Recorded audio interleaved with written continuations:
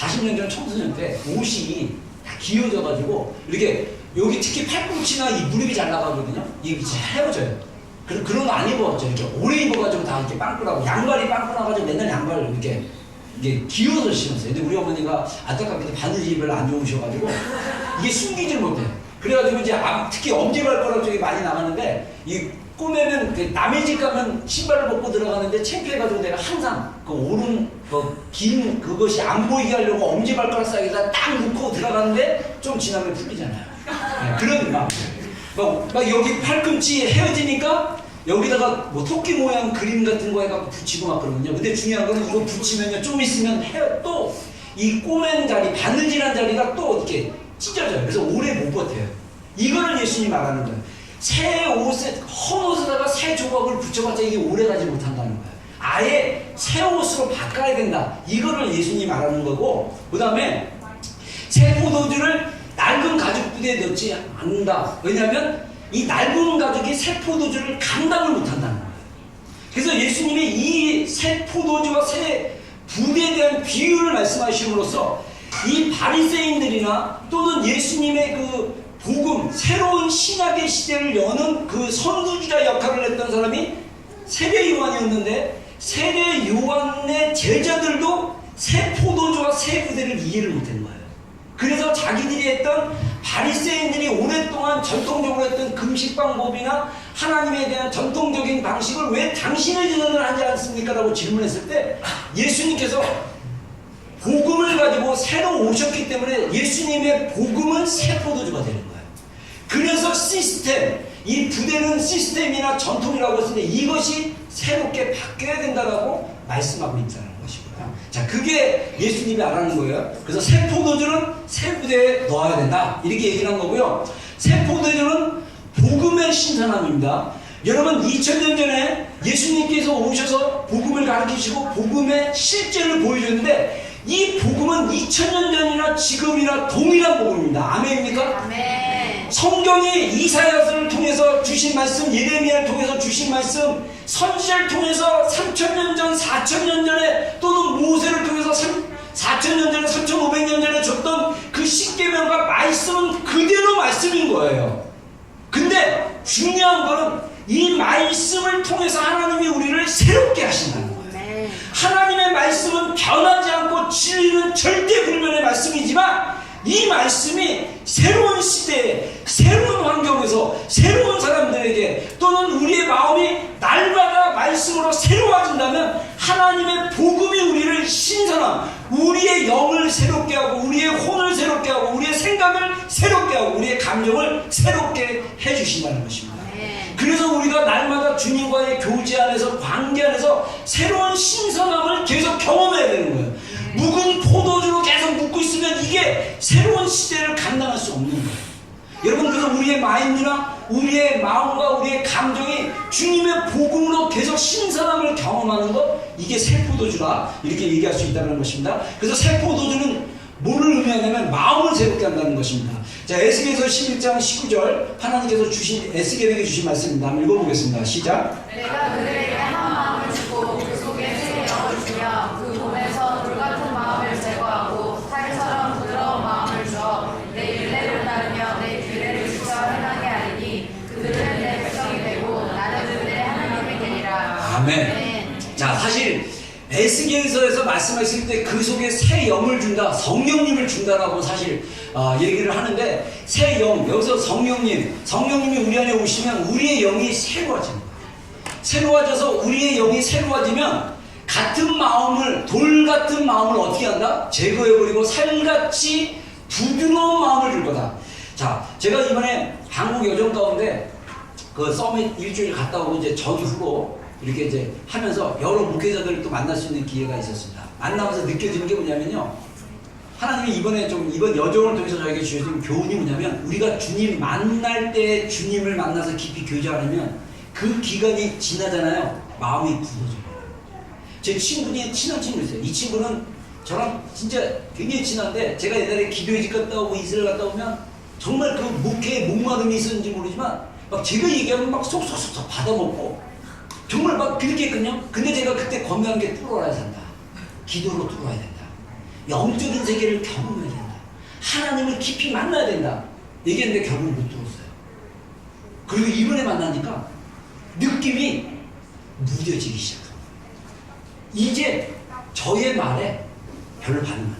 제가 동두천에 나중에 기회가 되면 우리 그 목사님을 좀 초대하고 싶은데 우리 대학원 신대원 선배님인데 이분을 우리 선교사님 주선교사님이라고 K고 카자흐스탄 K 이제 거기서 오랫동안 한 30년 가까이 사역을 하고 거기에 침례교 총회를 세우고 그 다음에 교회가 그 알마타 지역에 몇백 명이 모이는 그 나라 사람들이 모이는 이슬람 중간에 모이는 교회를 개척하시고 막 목회자들 다 세우고 다 위임하셨어요. 그리고 올해 안식년이 돼서 대전에 이제 오셨는데 제가 그 소식을 듣고 대전까지 내려가서 그분이랑 교제를 했더니 동두천에 있는 김종신 목사님을 소개시켜 주더라고요.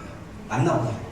근데 그분이 카자흐스탄 김종신 목사님이 카자흐스탄 방문해가지고 그 나라를 방문해가지고 막 어떤 성령의 역사들을 이렇게 하는 거 얘기하면서 소개시키면서 신목사 한번 만나보라고. 그래서 제가 주일날 동두천이 굉장히 멀더라고요. 서울에서도. 그래서 동두천 가가지고 예배 드리고 목양실에서 잠깐 교제하고 그 다음에 아까 얘기한 대로 저는 목적이 원래 친구 목사를 좀 소개시켜줘야겠다.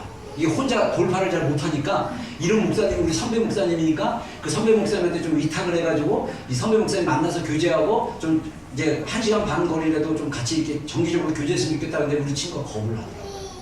그리고 그분에게 나타나는 어떤 성령의 역사들을 의심을 하면서 이러더라고요. 그래서 내가 충격받았어요. 여러분 제가 목회하면서도 느끼는 게 뭐냐면 여러분 때가 있어요. 주님의 일하시는 때가 있어요. 여러분 주님이 은혜 주시기 시작하면 그 은혜 안에 들어가고 성장하셔야 돼요. 그때는 하나님이 우리에게 새 포도주를 부어주는 시즌일 수 있어요. 우리를 새롭게 하시는 거예요. 근데 만약에 그러지 않으면 우리의 마음이 어떻게 되냐? 굳어져요. 점점 제가 느끼는 게 뭐냐면요. 제가 이번에 한국 여정 갔다 오면서 제가 느꼈던 게 뭐냐면 갈수록 한국에서 신앙생활이 점점 힘들어질 거예요.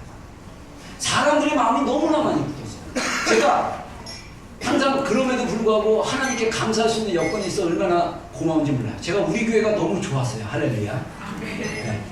여러분 제가 이번에 메시지를 두 군데서 전했는데 전하면서 어떤 곳에 가서 딱 전하면서 느꼈던 게 뭐냐면요. 정말 우리 주일날 우리 교회에서 하는 설교를 할 수 없는 교회들이 굉장히 많아요. 딴 게 여러분들 저의 설교가 다른 설교입니까? 저는 하나님의 말씀의 본질을 전하고 싶은 거예요. 하나님의 사랑의 근원, 복음의 내용, 하나님이 현재 말씀을 통해서 행하시는 일들, 하나님이 그분의 일을 어떻게 행하시고 있는가를 성경을 통해서 또 교회들 가운데 이런 것을 여러분들 저는 나눠주는 것 뿐인데 이게 교회 안에서 이런 설교를 할 수가 없다는 거예요. 교회 안에서 복음의 본질을 말할 수 없는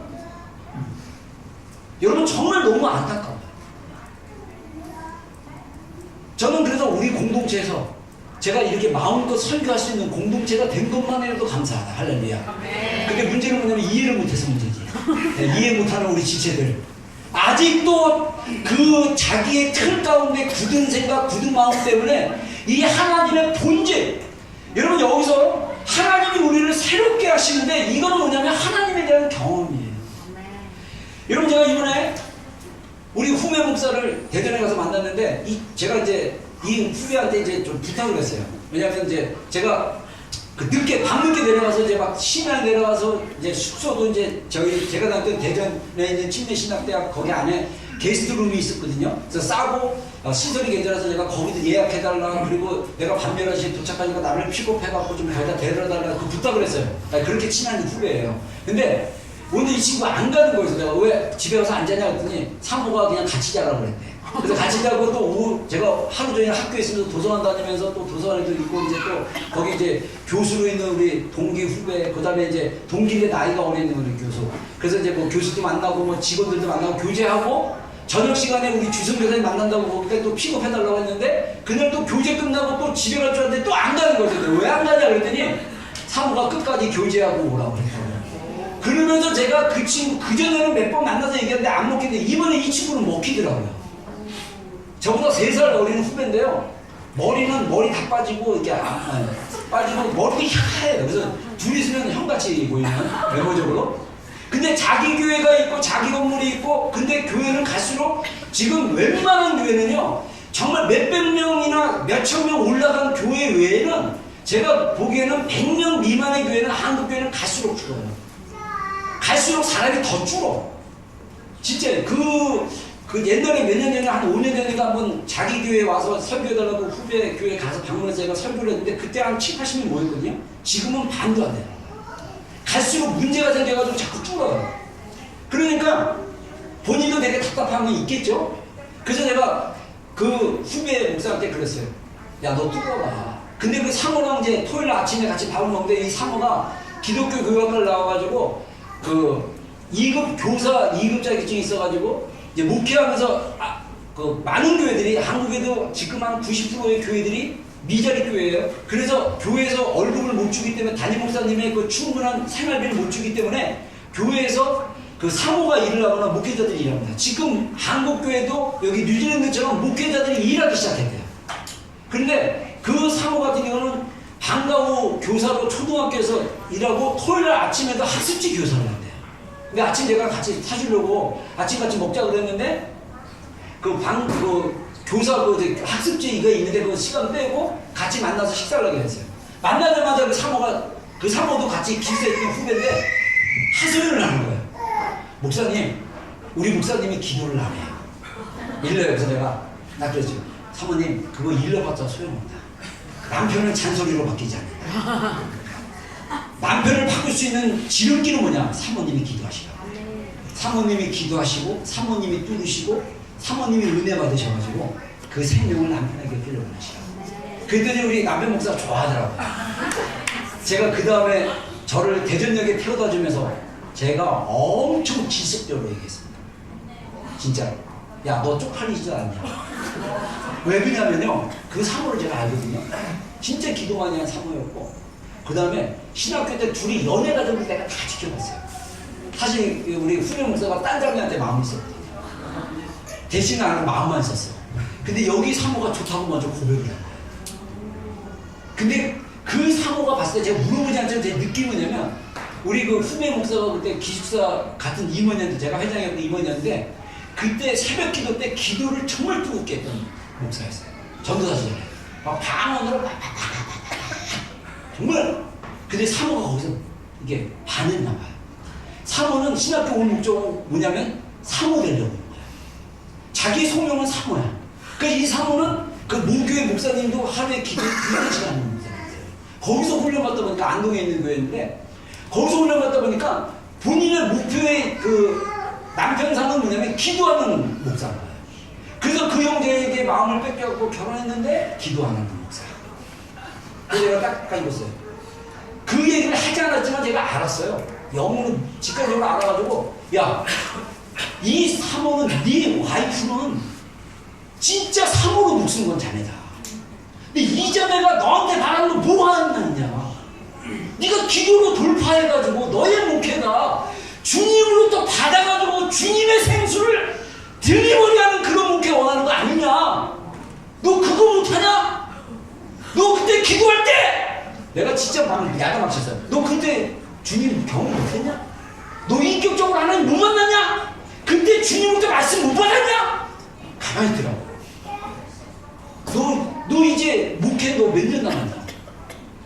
저 3년, 그러니까 74 은퇴하면 20년 남았거든. 너 이러다가 죽을래? 정말 직선적으로 제가 막 뭐라고 했어요. 그리고 가만히 생각해보니까 제가 신학교 때 기도실에서 뜨는 얘기를 안 한 거야, 그 친구한테. 그래서 그 얘기를 했더니 이 친구가 좀 충격을 받았어요. 그리고 야, 기도해야 돼.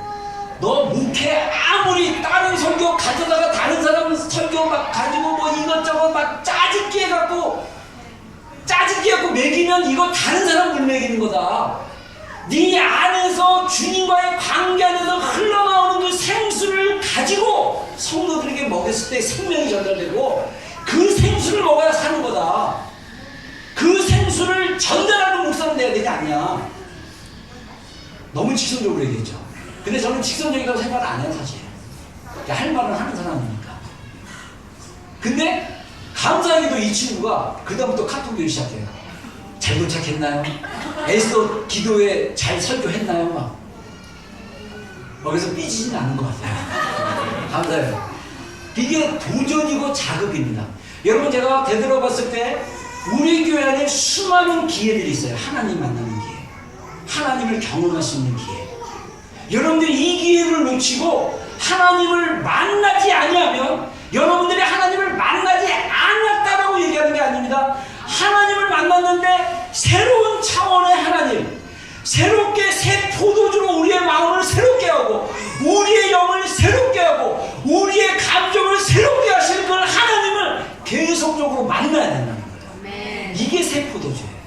하나님의 새로우심, 우리의 영을 새롭게 하신 하나님, 그 하나님을 여러분 만나는 여러분들이 되기를 주의 이름으로 축원합니다.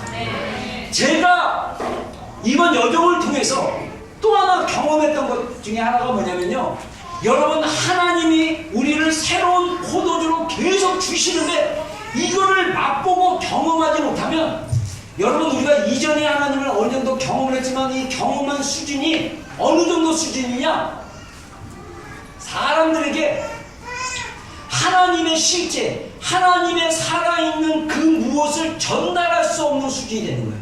근데 제가 이번에 많은 목회자들을 만나면서 또 다른 지역에서 성교하는 선교사도 만났어요. 하나님 감동 주셔가지고 가기 전에 제가 페이스북 보니까 그 친구가 안식년이라고 또 온다 그래가지고 한 25년 전에 신학교 같이 다녔던 후배인데, 제가 그 후배한테 야, 잘됐다, 우리 어머니 집 근처에 성교관이 있어서 거기 가니까 내가 밥 한 끼 살 테니까 우리 밥 한 번 먹자. 그래서 연락을 해서 만났는데 이 친구한테도 딴 얘기 안 했어요. 복음에 대한 본질 얘기했어요. 그리고 정말 그 하나님 저한테 기도하면서 줬던 그 마음들을 나누기 시작했어요. 근데 이 친구가 자기가 너무 충격받았다는 거예요. 성교지에서 교회 사역 잘해가지고 그 다음 거기 성교지에 있는 사역자 새로 갖고 그 교회를 위임해주고 다른 지역으로 옮기는데 새로운, 그러면서 이제 안식년을 맞이해서 한국에 왔는데 자기는 좀 이렇게 뭐랄까, 선배님 만나고 나서 이게 좀 충격받았다. 근데 충격받을 게 없는 거야. 본질 얘기야, 본질. 본질이 뭡니까? 여러분, 우리 안에 누가 계시죠? 몰라요? 대답을 해야지. 우리 안에 누가 계십니까? 요한복음 8장의 말씀처럼 생수가 우리 안에서 흘러나오죠. 우리 안에서 영원히 목마르지 않는 예수 그리스도로 말미암는 그 생수가, 성령의 강이 우리 가운데 흘러넘치게 하는 거예요. 여러분, 이건 단순한 목회자뿐만 아니라 우리 개개인이 주님이 주시는 그 생수로 말미암아 우리가 마시고 이것을 우리의 자녀에게, 배우자에게, 우리 주변 사람들에게 나눠줄 수 있는 생수가 우리 안에 있어야 되는 거예요. 여러분, 아무리 스킬이 좋고, 여러분, 저는요 진짜 한국교회 지금 제 후배 중에 또 책을 썼는데 이게 책이 히트가 쳐가지고 요즘 굉장히 유명한 인사가 됐대요. 근데 뭐 그런 목회자, 뭐 많이 모이는 목회자, 뭐 잘하는 목회자, 저는 이게 중요한 게 아니라고 생각해요. 그리고 찬양 인도자도 막 그냥 기술 좋고 목소리 좋고 팀 뭐 판타스틱이고, 이게 중요한 게 아닌 것 같아요. 중요한 거는 개인의 각자가 골방에서 주님을 경험하고 주님이 공급하는 그 생수를 받고 그걸 내가 마시고 그것으로 노래를 하고 그것으로 기도를 하고 그것으로 삶의 영역에서 나누기 시작하면 주님의 생수가 나를 통해서 흘러가기 시작합니다. 여러분, 이게 필요합니다. 이게 필요해요. 여러분, 우리의 예배가 정말 예배되어지냐면 우리 찬양하는 이 하다못해 반주자, 싱어, 드럼 치는 사람, 뭐 기타 치는 사람 상관없이 예배자 한 명 한 명이 주님의 생수를 맛본 자요, 그 주님의 생수로 찬양하는 자요, 그 주님의 생수로 노래하는 자요, 주님의 생수로 반주하는 자요. 할렐루야. 그러면 예배 가운데 생수가 흘러넘치지 않겠어요?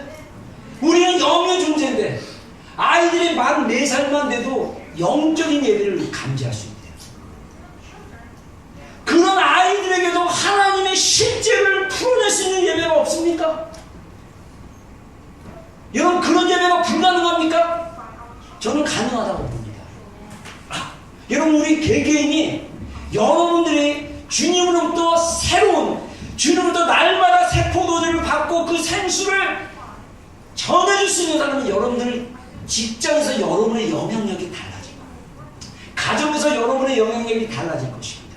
하나님은 우리에게 새 포도주를 계속 공급하신 분입니다. 아멘입니까? 이 새 포도주는 새로운 영으로 우리가 하나님을 계속적으로 경험하게 하는 하나님의 신선합니다. 하나님께서 새 일을 행하시고 있어요. 한번 읽어보겠습니다. 시작. 전에 예언한 일이 이미 이루어졌느니라. 이제 내가 새 일을 알리노라. 그 일이 시작되기 전에라도 너희에게 이르노라. 하나님께서 너희가 바다 가운데 만물과 생물과 거기에 사는 사람들아 여호와께 새 노래로 노래하며 항상 찬송하라. 네, 예, 이 새 노래로 노래하며 제가 그 동두천 중앙 침례교회 한번 여러분 쳐보세요. 그분 설교가 계속 올라갈 때니까 저거를 들어보라고 권유하시더라고요. 근데 제가 그분이랑 교제하면서 하나님 딱 주셨던 마음의 그림이 뭐냐면 여러분들 우습게 생각할 수 있는데 저는 이제 여러분들 그 하나님을 만나는 주파수가 이성적 스타일이거든요. 그래서 저는 이게 설명되어져야 돼요. 근데 어떤 마음을 딱 드냐면 여러분들 혹시 무협지 보셨어요? 무협지 알죠? 그 중국의 그 동서남북으로 그 강남, 서남 뭐 이런 식으로 나누더라고요. 근데 그 무협지마다 그 지역에 그 무술의 고수들이 있어요. 아트마샬이라고 그러나? 마샬아트다. 마샬아트. 네, 내가 꼭 거꾸로 얘기해. 마샬아트. 근데 이 권법이 다 달라. 근데 제가 이분을 만나서 교제를 하는데 이분은 관계의 신학이라고 얘기하더라고요. 그래서 제가 이제 그 골방에서 하나님 만난 거 경험 잠깐 얘기하고 그 다음에 목사님 본인 경험 얘기하는데 2000년에 이분이 지금 60세인데 2000년에 그 목회를 하다가 기도로 뚫었어요. 뚫고 나서 주님을 깊이 경험을 합니다. 그리고 나서 이분이 나름 관계의 신학이라고 해가지고 성도들을 훈련시키고 이렇게 하는데 이게 좀 어떤 정도 열매가 있는 것 같아요. 근데 아무튼 제가 그때 이분 좀 독특하게 사역하시는 분인데 그러면서 어떤 생각이 있냐면 성령님은 다양하게 일하시고 하나님은 한 모양 한 색깔로 표현할 수 없잖아요. 다양하잖아요. 우리가 하나님 만나는 방법이 9가지 주파수가 있듯이 9가지 주파수가 있고 다양한데 다양하게 일하시는구나. 근데 이분은 확실히 고수예요. 근데 감사하게도 제가 우리 삼교사 후배한테 얘기했더니 내가 딱 그랬어요. 나는 그래도 적어도 고수는 알아본다. 이게 자랑인가? 아무튼 제가 이게 느꼈어요. 와, 이분 고수다.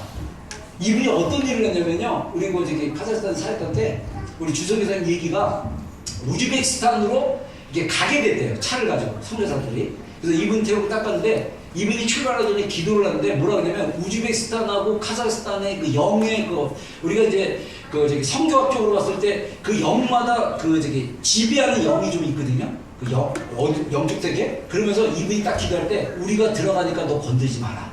그렇게 기도하고 들어갔는데 그 우즈베키스탄이나 카자흐스탄은 경찰들이 그 이제 차량 우리가 이제 번호가 있으면 이 차량 번호가 있는데 이 지역 나라가 다르잖아요. 번호판이. 그러면 경찰들이 다른 나라 번호판이면 잡고 또 특히 한국 사람이나 이런 외국인들이 있으면 잡는데요. 그래갖고 꼬투리 잡아갖고 돈을 뜯는데요. 내물을 갔는데 이 운전하는 또 다른 선교사가 운전하면서 딱 갔다 볼일 보고 딱 왔는데 경찰들이 굉장히 많았대요. 근데 놀랍게도 이 경찰들이 못 본 차예요. 그러면서 한 번도 갔다 오면서 한 얘기가 그 운전했던 젊은 선교사가 그러네요. 이 선교사님, 우리가 우즈베키스탄 갔다 오면서 한 번도 경찰한테 잡힌 적이 없어요. 경찰이 옆에 있는데도 쳐다보질 않는데. 그랬더니 그 목사님이 내가 건들지 말라고 기도했어. 그래서 저는 그 얘기를 우리 친구 목사한테 했더니 좀 이상한 거 아니야? 근데 저는 야, 이게 새로운 차원이구나. 이분은 새로운 영역에서 일하고 하나님 새롭게 알려주는 영역이구나. 그리고 이분은요 예배 때 방언 찬양해요. 그 찬양하다가 설교 전에 찬송 하나 부르고 이제 찬양하고 막 그러는데 너무 감사했어요. 올라가면서도 방언 찬양했어요. 찬송해가지고 마지막 절하는데 방언으로 입을 딱 하니까 나도 자연스럽게 방언으로 너무 좋았어요. 성도들이 처음 진짜 이 배낭매로 제가 갔거든요. 근데 처음 이 사람이 왜 배낭매로 제가 이런 분위기였는데 뒤에 앉아가지고 그냥 저도 방언으로 막 찬양하니까 너무 편한 거예요. 그리고 방언으로 하면서 막 이분이 앞에서 막 노래 잘하시더라고요. 방언으로 자기를 막 찬양하는데 이게 치유가 된대요. 그래서 이분이 얘기하는 게 저도 이게 굉장히 일리가 있는 말이다 생각하는데 본인은 예배 때 치유를 한대요. 하나님의 그 영의 흐름을 감지를 해가지고 하나님의 성도들의 마음을 만지도록 이렇게 치유한다고 해서 저는 이제 그렇게 못 느꼈지만, 그러니까 이거는 권법이 다른 거야. 하나님의 일하심의 그 기류와 방법이 다른 것이 아닌가 이런 생각이 좀 들면서, 야, 이런 게 있구나 이런 얘기하는데, 여러분 하나님의 새롭게 행하셔요. 여러분 하나님은 새 일을 행하십니다. 우리가 무식하게 자기가 경험한 게 기준이 되고 자기가 경험한 게 전부가 돼가지고 자기가 경험한 기준으로서 다 틀렸다 그러면 하나님의 일을 막거나 하나님의 일을 무시하거나 하나님의 일을 가려지게 하는 거예요. 아니라는 거죠. 자, 여기 보면요, 하나님이 지금 새롭게 하시는 일이 이스라엘 회복이 있고요, 기도의 집이에요. 여러분 성경에 보면요, 기도의 집은 당연한 거예요. 사도행전 12장인가 보면 이방 교회들이 돌아오기 시작하니까 사도들이 모여갖고 회의를 하잖아요. 사도 바울이 자기가 도발하면서 복음을 전했는데 이방 사람들이 복음을 믿기 시작하는데, 문제는 뭐냐? 사도 바울이 목회하고 사역해서 교회를 세운 가운데 꼭 따라오는 이 가시와 같은, 사도 바울의 고백처럼 육체의 가시, 사람의 가시와 같은 존재들이 나타나요. 뭐냐? 예루살렘에서 파송된 유대주의자들. 이방인들에게 내가 예루살렘에서 왔거든? 내가 유대인이거든? 너희들 우리 유대인들처럼 할례 행해야 된다. 너희들 유대인들처럼 절기를 지켜야 된다. 이러면서 갈라디아에서 나오는 논쟁의 핵심의 내용이 그 얘기입니다. 복음을 변질시킴으로 성령에서 떨어지게 하는 거짓 교사들, 폴스 티처들이 꼭 바울의 사역 가운데 나타나기 시작합니다. 그때 사도 바울이 예루살렘 교회에 가서 사도들에게 얘기를 하니까 사도들이 어떻게 결정을 하냐? 이방인들에게는 피 맺는 것과 행음하는 것과 이런 것들을 행하지 말게 하고 우리 유대인들의 율법의 짐을 그들에게 지우게 하지 말자. 이거를 공회에서 결정해가지고 파송을 시킨 거예요. 근데 그거를 할 때 야고보, 예수님의 동생이었던 야고보가 아모스 9장의 말씀을 예언으로 풀기 시작합니다. 무너진 다윗의 장막을 내가 다시 세울 것인데 이방인들이 그곳에서 나를 예배하게 될 것이다. 그게 다윗의 장막의 영으로 예배하는 기도의 집이에요. 그거를 사실 2000년 전에 예언한 거예요. 하나님이 어떤 말씀을 말하시는 게 아니에요, 기도의 집이. 그리고 이스라엘에 대한 회복. 여러분 에스겔, 이사야, 수많은 선지자의 말씀이 뭐냐? 이스라엘을 향한 말씀이에요. 제가 이번에 서밋 가가지고 아까 말레이시아에 우리 선배 목사님 있었다 그러잖아요. 10년 동안 말레이시아에서 선교하신 분이에요. 제가 그분이랑 이제 신학교 다닐 때 얼굴만 아는 정도였어요. 선배고 별로 이렇게 모든 사람을 다 교제할 수 없으니까 했는데, 제가 먼저 커피 한잔 하자고, 그래서 이제 우리 중간에 쉬는 시간, 점심 먹고 한 시간 쉬는 시간에서 그 시간에 만나서 같이 얘기하는데, 제가 얘기하다가 이스라엘을 얘기했어요. 아, 목사님 어떻게 기도의 집 이렇게 서밋에 오게 됐어요? 뭐 이렇게 얘기하다가, 기도의 집 서밋, 만약에 이제 말레이시아에 돌아가셔서 기도의 집을 하게 되시면 중요한 게 이스라엘에 대한 기도다. 이거 기도하셔야 된다고. 그런데 이스라엘 얘기하다가, 그러면서 제가 어떤 얘기를 툭 던졌더니 이분이 충격받았다면서, 근데 동의는 못하시는 충격이에요. 제가 그랬어요. 하나님을 사랑하는 그 사랑의 경험이 나는 이스라엘을 아는 경험과 비례한다고 생각합니다. 그 얘기했더니 이분이 충격받았다고 그러고, 아까 제가 지구촌 교회 그 장로님 계시잖아요. 내두세요. 예, 내두세요. 우리를 주님께 집중하느냐, 수연에게 집중하느냐의 테스트가 될 거예요. 자, 저한테 집중하면 돼요. 예. 자, 엄마만 보면 돼. 다치지 않게. 자, 중요한 거는 제가 그 얘기를 하면서 하나님이 저한테 나누는 중에 주셨던 인사이트는 뭐냐면, 우리가 하나님 사랑하는 거 맞다. 아까 있는 지구촌 교회 장로님이 사업자인데 이분의 비즈니스를 좀 이렇게 선교사님이 비즈니스 비자로 가야 되기 때문에 이렇게 좀 관계돼갖고 선교를 도와주는 장로님인데, 이 장로님이 뭐라고 그러냐면 여기서 우리 선교사님은 하나님과의 친밀함과 관계를 엄청 강조하시는 분인데 이렇게 얘기를 하잖아요. 근데 내가 이스라엘에 대해서 하나님의 마음을 모르면 나는 하나님의 사랑에 대한 그 수준이라고 그러든 하나님에 대한 경험이 나는 낮다고 생각한다. 그래서 제가 했던 얘기가 뭐냐면, 우리가 애기들도 하나님의 사랑을 느낀다. 부모의 사랑을 느낀다. 여러분들 애 키우면 알겠지만 이거 막 먹이고 막 이러면 애들이 좋아해. 지 엄마 아빠 다 알아. 냄새를 가야 돼. 눈 뜨기 전에 가무가 안 되잖아, 엄마가. 근데 이 애기가 자라가지고 어른이 돼갖고 부모가 돼갖고 자식을 낳아요. 자식을 낳는데 자기 부모의 마음을 몰랐다. 아직 이 상처가 깊어서 그래. 여러분들이 자식 키우면서 부모님의 사랑을 깊이 경험하셔야 돼요. 네. 여러분을 사랑하신, 정말 이 굳은 자리, 나은 자리, 마른 자리도 어머님의 사랑도 노래 있거든요. 나 실제 개를 막 하면서 막 이거 막 부르고 막 그런 거를 막 느끼면서 아이들을 키워야 되는데 이기적이겠어요. 지 자식만 예쁜 거야. 부모가 나에게 이 자기가 한 것보다 더 많은 것들을 해줬는데 그거 생각 안 해. 자기 자신만 이쁜 거야. 그게 진짜 사랑 가지고 육신의 사랑이에요. 여러분, 성숙한 사람은 뭡니까? 부모의 마음을 아는 거 아니에요?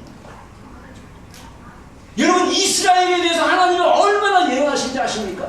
제가 골방에서 이사해서 어딘지 구역나죠. 기도하다가 방언 기도하다가 의사가 40몇 장인가 그래요. 이스라엘아, 네가 어찌하여 나에게 신원하며 야곱아, 네가 어찌하여 나에게 원망하며 이르기를 하나님이 우리를 버리시나이까? 하나님 우리를 버리셨습니까라고 얘기하는데 내가 너를 버리지 않기 위해서. 그러면서 예수님이 하나님 뭐라 하냐면 이스라엘아, 어떻게 엄마가 자기 뱃속에서 난 아들을 잊을 수 있겠느냐? 그러나 그들이 아들을 잃을지라도 그 엄마가 자식을 힘들어서 포기할지라도 나는 너를 잊지 않기 위해서 너의 손뼉에 너의 이름을 내 손뼉에 기록했다. 손바닥에. 저는요, 기도하다가 그 말씀이 풀어지는데 저는 제 기준으로 해석했어요. 하나님이, 제가 얘기했잖아요. 하나님, 저는 부모님의 사랑을 충분히 못 받아가지고 저는 다리 밑에서 주웠다고 해서 진짜 다리 밑에서 주워온 존재인 줄 알았어요.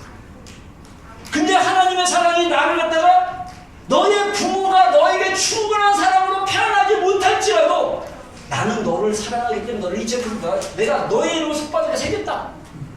그게 영으로 계시로 풀어지는데 어휴, 감당할 수가 없는 거예요. 하나님의 사랑이. 정말 하나님이 얼마나 나를 사랑하시냐. 근데 이게요, 이스라엘에 대한 말씀이에요. 사실은 이스라엘에 대해서 하나님 그렇게 말씀하신 거예요. 근데 우리의 수준이 하나님의 사랑을 그 정도밖에 못 받고 이스라엘을 향해서 이스라엘아, 여러분들 이스라엘은요, 홀로코스트라는 600만 명이 가스실에서 죽는 고통을 당한 거죠. 여러분, 그때 이스라엘의 유명한, 제가 책에서 읽었는데 나 그 얘기 듣고, 여러분들 이스라엘 사람들이 하나님을 얼마나 진짜 경외했습니까? 근데 유대인이라는 이름으로 모든 재산 다 뺏기고요, 가스실에서 죽였어요. 600만 명을. 그 시체를 묻을 수가 없으니까 다 태워버렸어요. 그 도시 전체가 그 시체탄 냄새로 가득합니다. 근데 저기 가스실들은 다 죽는 거 알아요. 거기서 물론 살아나는 사람도 있지만 가스실 들어가지 않고 들어가기 전에 전쟁이 끝나가지고 이 사람도 풀려난 사람도 있지만은 거기서 유명한 대화를 합니다. 랍비와 어떤 사람이 하나님이 살아계신다면 어떻게 자기 백성들을 저렇게 죽게 놔둘 수 있게, 그렇게 질문을 했어. 그때 랍비가 지혜롭게 얘기합니다. 하나님은 저들과 함께 죽고 있다. 하나님은 저들과 함께 죽음을 경험하고 있다.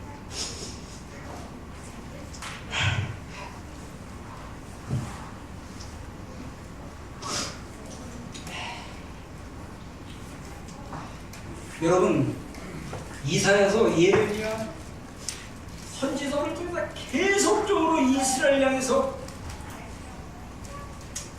말씀하시는 그 말씀은 먼저 우리가 받는 거죠. 우리의 말씀으로 계시해야 됩니다. 자, 마이크 이거.